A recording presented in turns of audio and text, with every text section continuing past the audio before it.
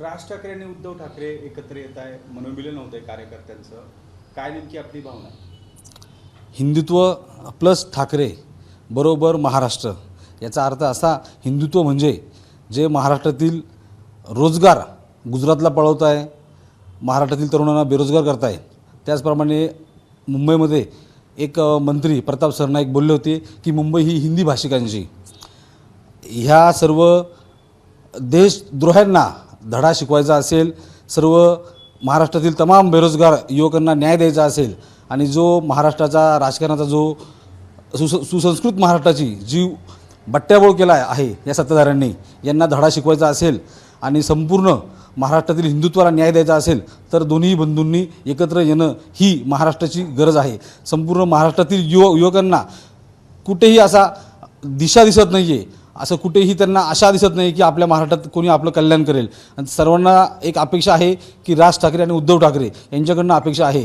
त्यामुळं मी पक्षप्रमुख उद्धव ठाकरे साहेबांना व मनसे प्रमुख राज साहेबांना ही शिवसैनिक म्हणून एक विनंती करतो की तुम्ही दोघांनी काय मतभेद असतील, कौटुंबिक काय वाद असेल, तो बसून मिटवावा व सर्व महाराष्ट्रातील तमाम बेरोजगार युवकांना न्याय देण्यासाठी तुम्ही एकत्र येणं ही आमच्यासाठी काळाची गरज ठरली आहे. खरं तर काल आपण मनसेच्या कार्यालयामध्ये गेला होता, त्या ठिकाणी मनसेच्या कार्यकर्त्यांची गळाभेट घेतली, हस्तांदोलन केलं आणि आज आपण उद्धव ठाकरेंची भेट घेतली.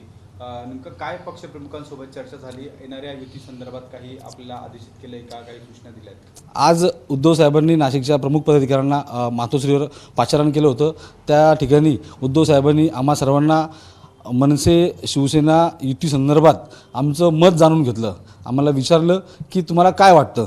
आम्ही सर्वांनी एकमुखाने एक दिलाने सांगितलं की साहेब, संपूर्ण महाराष्ट्राची व आमच्या संपूर्ण नाशिककरांची विनंती आहे की आपण एकत्र यायला पाहिजे.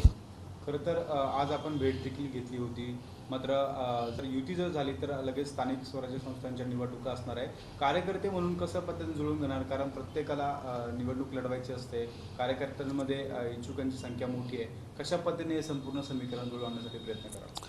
आता उमेदवारी कोणाला मिळेल कोणाला मिळणार नाही हा पुढचा भाग आहे. उमेदवारी मिळो की ना मिळो, पण महाराष्ट्रातील हिंदू हा वाचला पाहिजे. तरुणांसाठी, संपूर्ण निष्ठावंत शिवसैनिकांसाठी दोन्ही भावांनी एकत्र यायला पाहिजे. आज पक्षप्रमुखांनी जेव्हा आम्हाला विचारलं तेव्हा एका सेकंदात सर्वांची भावना होती की साहेब आपण एकत्र यायला पाहिजे.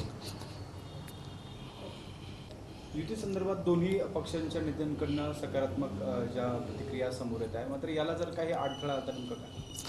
युती संदर्भात सर्व सकारात्मक चर्चा होती, पण यामध्ये आमच्या पक्षाचा कोणी नेता असो, कितीही मोठा असो, की मनसेचा कितीही मोठा नेता असो, तर आम्ही सर्व मनसैनिकांना बरोबर घेईल. जर आमच्या पक्षाचा कोणी नेता अडथळा आणत असेल तर आम्ही सर्व शिवसैनिक त्याला ठोकायला मागे पुढे बघणार नाही. कारण की काय परिस्थिती आमच्यावर बितती ही आम्हाला माहिती. जर मनसेचा कोणी नेता अडथळा आणत असेल तर मनसेच्या मनसैनिकांना, आम्ही नाशिकच्या निष्ठावंत सैनिकांना बरोबर घेऊ आणि त्या मनसेच्या नेत्याला ठोकायला मागे पुढे बघणार नाही. एबीपी माझा, उघडा डोळे बघा नीट.